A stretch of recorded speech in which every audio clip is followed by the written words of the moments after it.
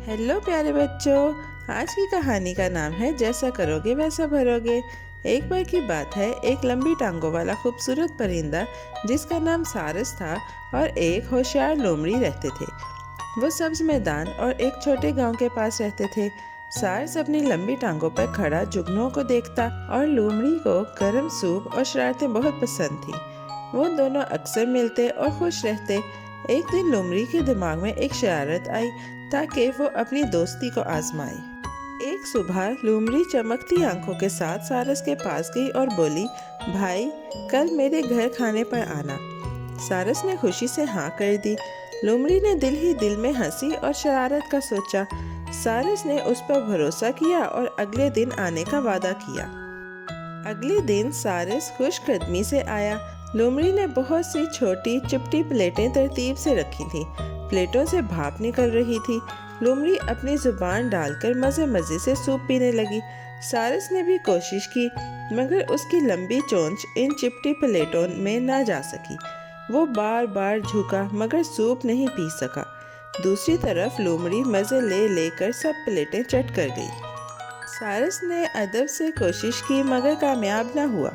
लोमड़ी खुशी खुशी सब सूप खा गई और आखिर में हंसकर बोली, क्या तुमने पेट भर कर लिया या बस रस्म अदा कर रहे हो? सारस के पेट में भूख लग रही थी मगर उसने सब्र किया और कुछ न कहा। सारस ने मुस्कुराकर लोमड़ी का शुक्रिया अदा किया और कहा, कल तुम मेरे घर आओगी तो मैं भी तुम्हें खाना खिलाऊंगा। लोमड़ी ने खुश होकर हाँ कर दी और दिल ही दिल में सोचने लगी कि इसे फिर मज़े का सूप मिलेगा। अगले दिन लोमड़ी सारस के घर आई। वो सोच रही थी कि आज भी छोटी प्लेटों में सूप मिलेगा।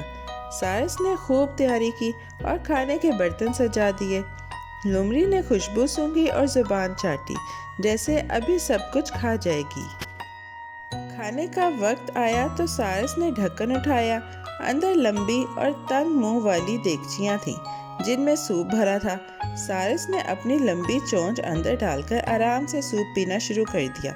लोमड़ी ने भी कोशिश की मगर उसकी जुबान अंदर न जा सकी। लोमड़ी उदास हो गई। वो एक देगची से दूसरी देगची तक दौड़ती रही मगर सूप नहीं पी सकी।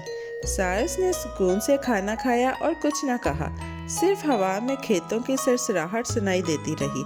लोमड़ी को अपने कल वाली शरारत याद आ गई। जब देगचियां खाली हो गईं तो लोमड़ी को एहसास हुआ कि जो कुछ उसने किया था वही उसके साथ हुआ है। उसके कान झुक गए और दिल ही दिल में समझ गई कि यह इंसाफ था। दोनों दोस्त कुछ देर खामोश बैठे रहे। सारस ने नरमी से कहा, दोस्ती में इंसाफ जरूरी है। लोमड़ी गौर से सुनती रही और उसके दिल में ये बात बैठ गई। वहाँ गांव के लोग भी थे जो चुपके से ये सबक सुन रहे थे। हर चीज़ पुरसुकून हो गई। फिर दोनों दोस्त उठे और साथ साथ चलने लगे। लोमड़ी हल्के कदमों से और सारस फख्र से चल रहा था।